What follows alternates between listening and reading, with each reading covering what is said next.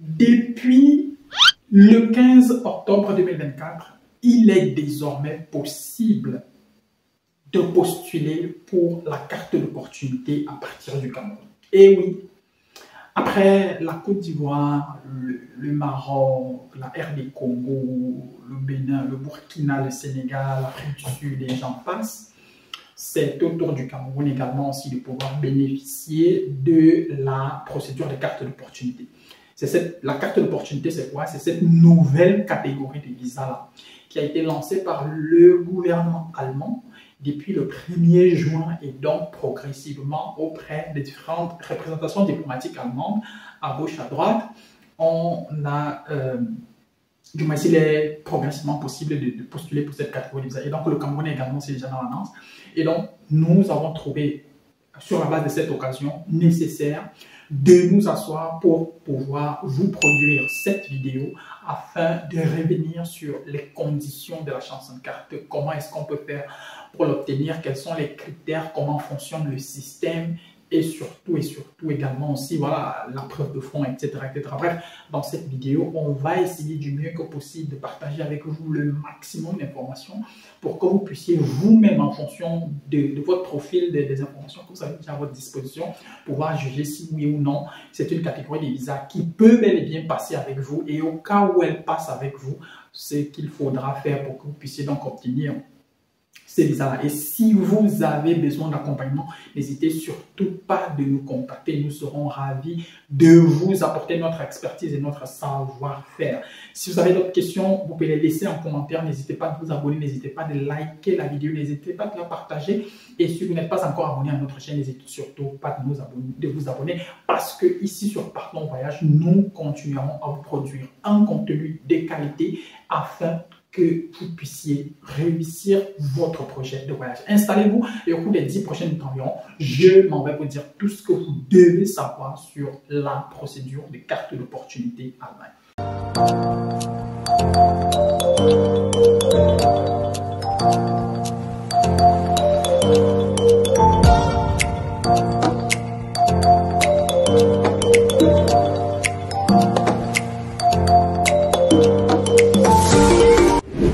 La carte d'opportunité, c'est cette catégorie de visas-là, lancée par l'Allemagne, qui fonctionne un tout petit peu comme la résidence permanente canadienne. Je m'explique. Pour avoir la résidence permanente au Canada, il faut remplir un certain nombre de critères qui va vous faire obtenir un certain nombre de points, et sur la base de ce système de points-là, vous serez éligible ou bien vous pouvez être tiré du bassin. Et dans le cadre de la procédure des chansons de carte, c'est exactement le même système.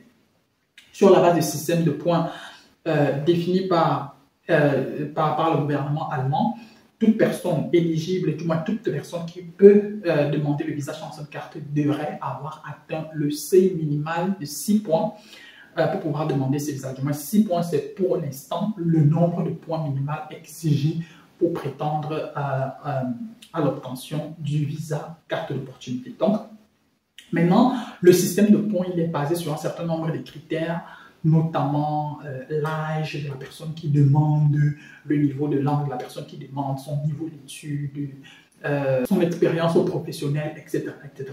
Donc, tous ces éléments-là, ils sont conjugués. Il y a également aussi, je crois, un autre élément qui est celui de est-ce que tu as séjourné en Allemagne de façon non interrompue, de façon ininterrompue au cours des 6 mois, et que tu as quitté l'Allemagne. Bref, il y a tout un tas de critères, nous allons revenir dessus point par point tout à l'heure. Mais en gros, déjà, voilà plus ou moins comment il faut, voilà plus ou moins déjà ce qu'il faut.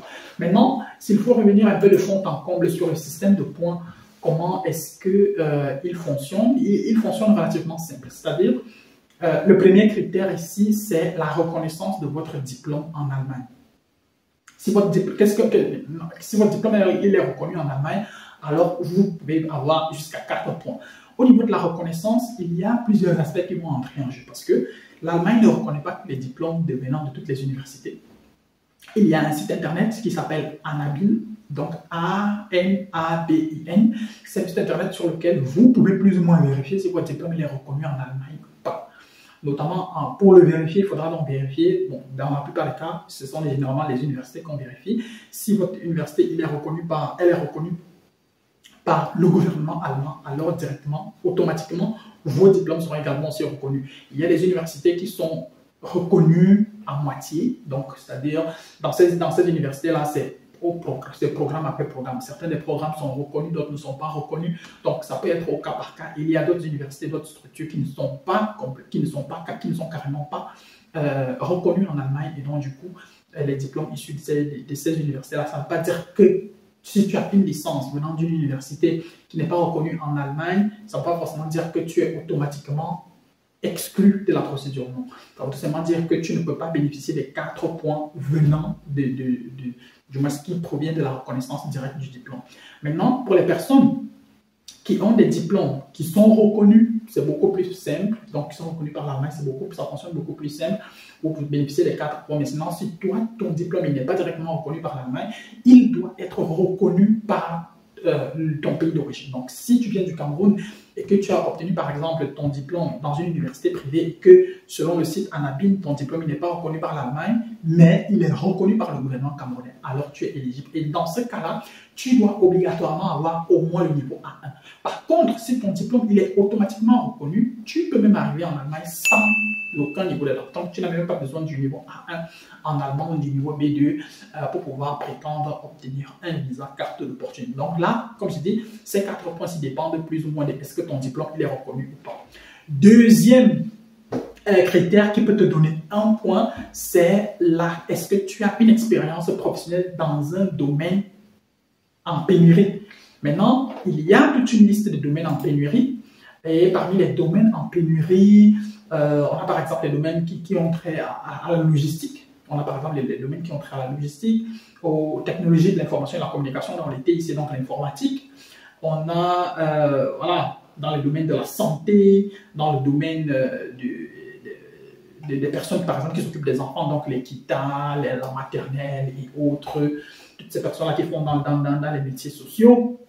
On a également aussi tous les scientifiques qui sont par exemple dans un domaine comme la physique, la météorologie, la chimie, la géologie, donc la mathématique. Donc si tu as un diplôme qui va dans ce sens-là, tu es également aussi plus ou moins, tu peux bénéficier de ces 1 point. Il y a la biologie qui est également aussi là-dedans. Nous avons également aussi d'autres matières, d'autres domaines liés à l'ingénierie, l'électrotechnique, l'électronique, la télécommunication, les sciences environnementales, la chimie, etc., etc. Toutes ces personnes-là peuvent bénéficier également aussi du point réservé aux personnes qui ont des diplômes et de l'expérience dans les domaines techniques. Mais sinon, il y a encore tout un tas de domaines. Ça, quand je regarde la liste, la liste elle s'étend sur 4 pages. Je ne peux pas citer toutes les 4 pages. Voilà, il y a par exemple les dentistes, les médecins, je vois là, par exemple les enseignants qui sont là, les enseignants du primaire, du secondaire. Je vois là par exemple les enseignants de musique, les enseignants de langue. Bref, il y a tout un tas de domaines. Maintenant, comme je dis, les personnes qui vont nous contacter, nous, on essaie du mieux que possible de rassembler le maximum d'informations pour pouvoir plus ou moins comprendre du moins pour pouvoir plus ou moins voir comment est-ce qu'on peut mieux vous orienter et optimiser votre dossier. À côté de ça, donc, si votre diplôme est reconnu, vous avez 4 points déjà. Si vous avez un diplôme dans un domaine en pénurie en Allemagne, vous bénéficiez d'1 point. Maintenant, en fonction de votre expérience professionnelle, vous pouvez également aussi bénéficier ici entre 2 et 3 points. Qu'est-ce qu'on entend par expérience professionnelle? L'expérience professionnelle ici, c'est minimum. Vous devez avoir minimum un diplôme qui est obtenu après des études d'au moins 2 ans ou bien une formation professionnelle d'au moins 2 ans.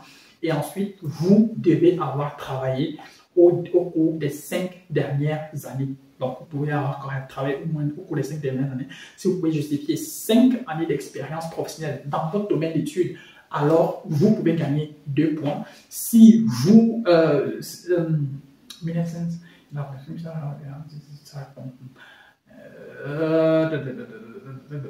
maintenant, si vous avez travaillé au moins pendant 3 ans dans votre domaine au cours des 7 dernières années, donc si vous avez travaillé, si vous pouvez justifier au moins 3 années d'expérience professionnelle au cours des 7 dernières années dans votre domaine d'études, là, vous pouvez recevoir 3 points. Bon, c'est vrai que ce point-ci, je ne le comprends pas trop bien, mais bon. Bref, ici, à travers votre expérience professionnelle, vous pouvez bénéficier de 2 à 3 points.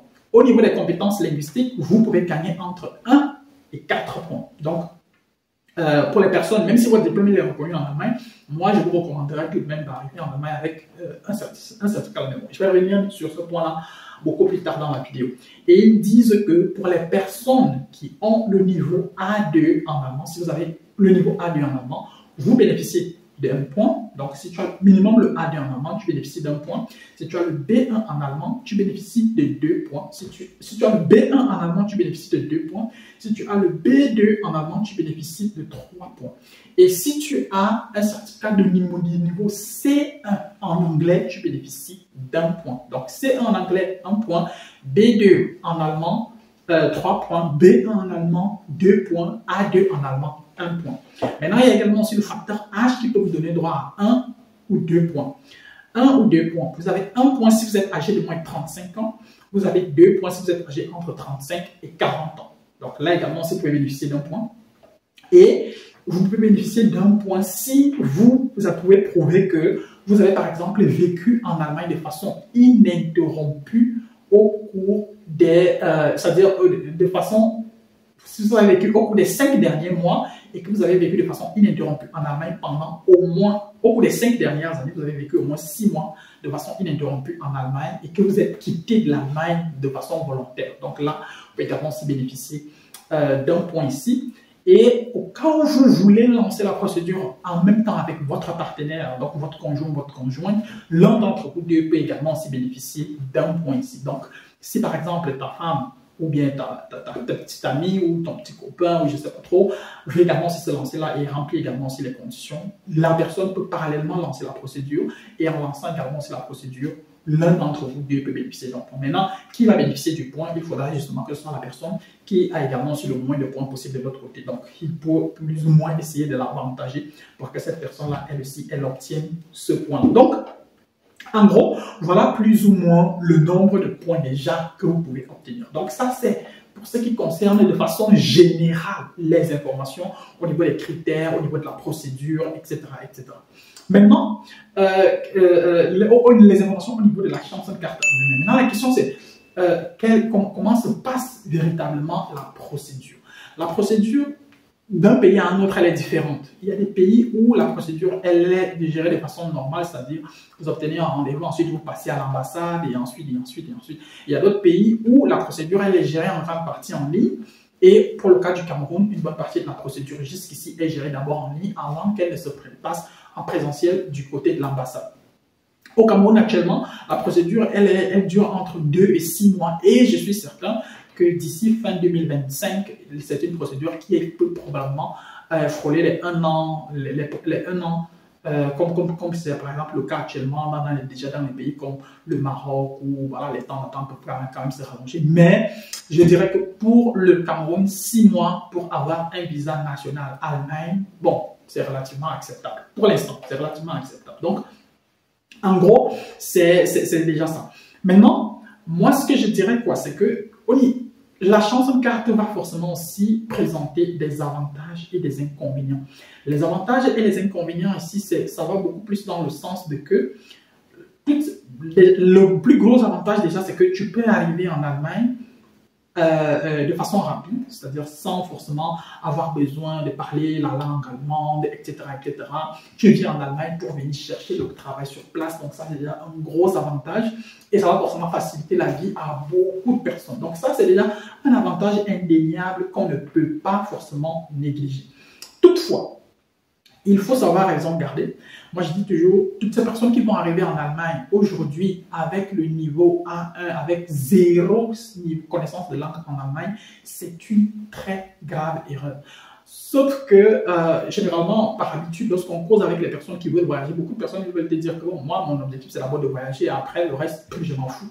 Je comprends bien cette logique-là, mais pour ma part, c'est une très mauvaise stratégie. Pourquoi? Lorsqu'on va te donner le visa carte d'opportunité, on va te donner un visa d'1 an.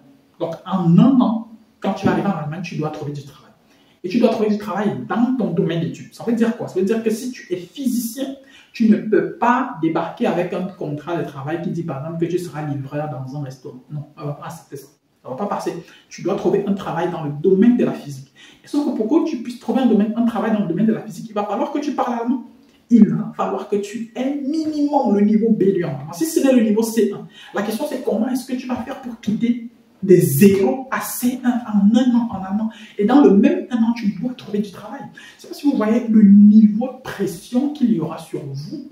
C'est pourquoi moi je dis, si tu te lances sur cette procédure, essaye du mieux que possible. Même si tu as 10 points, essaye du mieux que possible de commencer avec tes cours de langue dans ton pays pour arriver en Allemagne avec le meilleur niveau de langue possible. De telle sorte qu'une fois que tu es en Allemagne, tu vas passer le moins de temps possible à perfectionner ta langue. Tu vas passer le moins de temps possible, c'est-à-dire au cours des 6 premiers mois, tu peux te mettre à fond dans les cours d'allemand. Et à partir du moment où tu te mets à fond dans les cours d'allemand, ça pourra être relativement un peu plus simple pour toi, plus tard peut-être au cours du 9e ou du 10e mois, de pouvoir décrocher un contrat de travail à gauche quelque part et puis pouvoir continuer à vivre ta vie tranquillement. Parce que l'autre question qui pourrait par exemple se poser, c'est qu'est-ce qui va se passer au bout d'un an? Si au bout d'un an, est-ce qu'au bout d'un an, si tu n'as pas le travail, est-ce qu'on va prolonger ton visa? Donc ça, c'est une question par exemple pour l'instant pour laquelle on n'y a pas encore de réponse, tout simplement parce que voilà, la procédure elle a été lancée depuis le mois de juin. Et donc, du coup, beaucoup de personnes n'ont pas encore vraiment de l'expérience avec ça, on ne sait pas encore exactement. Ça, c'est encore un angle mort qu'on ne peut pas encore anticiper pour l'instant.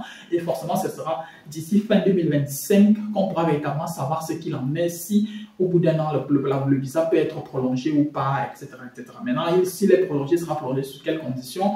Et je peux déjà, si jamais il est prolongé, je peux déjà me dire que vous n'aurez pas forcément voilà, un titre de séjour normal. On va vous donner une sorte de récépissé, ce qu'on appelle en Allemagne la Fiktionsbescheinigung.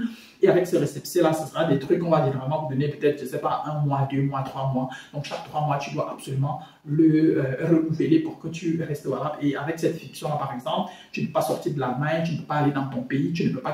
Donc tu deviens plus ou moins une sorte de prisonnier sur place, tout simplement parce que si jamais tu quittes, par exemple, l'Allemagne pour aller en Belgique et que là, tu te fais contrôler en Belgique, il est fort probable, par exemple, que voilà, tu peux te faire rapatrier. Hein. C'est-à-dire, il y a des personnes qui se sont déjà retrouvées dans de telles situations. Donc, moi, je dis, il faut faire attention sur ce point-là.